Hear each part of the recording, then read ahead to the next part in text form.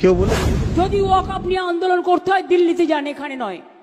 বাংলায় আপনাদের কোনো প্রবলেম নেই, বাংলায় আমি আমি থাকলে তো মাইক কেড়ে নিতাম। কি বক্তব্য দিচ্ছেন আপনি? মাথায় উঠে গেছেন নাকি?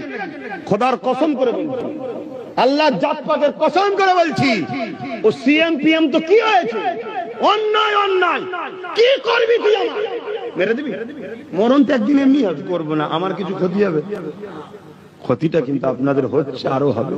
2010 থেকে আমি বলে আসছি, সরি আজ থেকে 10 বছর আগে কম বেশি বলে আসছি, ওয়াকফ যাচ্ছে, ওয়াকফ যাচ্ছে, এক হও, রাজপর করো, এক হও, রাজপর করো, শক্তি করো, ঐক্য করো। আজকে না মানাতে আপনাদের লাভ হয়েছে না লস হয়েছে? 2021 বলেছিলাম চেয়ারের একটা পায়া দরকার, একটা পায়া দরকার, না মানাতে লাভ হয়েছে না লস হয়েছে? কি লস হয়েছে? রাজ্যের সিএম হুমকি দিচ্ছে, জানেন না? শুধু দিল্লি যাও তো হালকা কথা বলেছে, তারপরে বলছে বাংলায় যদি কেউ ওয়াকফে গুলোগুলি করে তার সব থেকে বড় দুশ্মন হব আমি।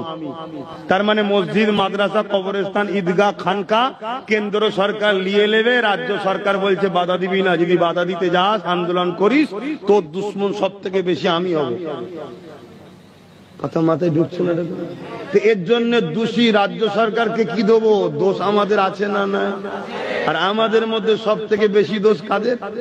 যারা পুরো চুপ মেরে বসে আছে। দেখুন, কোন কথা আছে, কারো মুখে কথা আছে, অথচ এদের সঙ্গে ইফতারে এক জায়গায়, এদের সঙ্গে ফটো তোলাতে এক জায়গায়, এদের হয়ে প্রচার করাতে এক জায়গায়, এদের চামচা টামচাদের সঙ্গে হাইলাইট করাতে এক জায়গায়। কি গো, বুঝছেন না? বোঝেন না? ওহ, কিছুদিন আগে দেখলেন না কলকাতায়?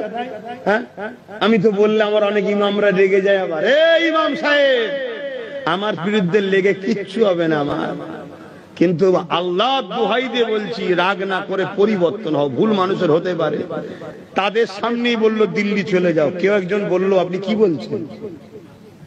কেউ বলেছে? কেউ বলেছে? আমি থাকলে তো মাইক কেড়ে নিতাম। কি বক্তব্য দিচ্ছেন আপনি? মাথায় উঠে গেছেন নাকি? খোদার কসম করে বলছি, আল্লাহ জাত পাকের কসম করে বলছি, ও সিএম পিএম তো কি হয়েছে? অন্যায় অন্যায় কি করবি তুই? আমার মেরে দিবি? মরণ তো একদিন এমনি হবে, কিন্তু অন্যায়কে মেনে নিবার নাম ইসলাম নয়। শুনছেন না শোনেন না? কিন্তু একটা কেউ কিছু বলেছে? এত বড় হুমকি দিল, আজ পর্যন্ত বাংলায় কিছু হচ্ছে? তাহলে কি বুঝছেন আপনারা? মার খাচ্ছেন কেন বুঝতে পারছেন না?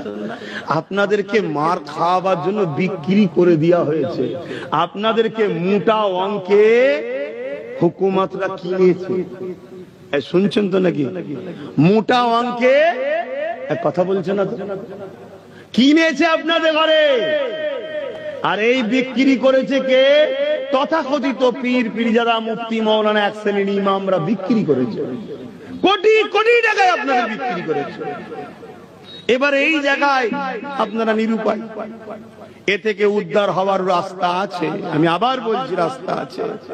সেই রাস্তা সর্বপ্রথম হলো এই সিনার মধ্যে আল্লাহর ভয় আনো আর নবীর প্রেম ও আদব ঢুকাও।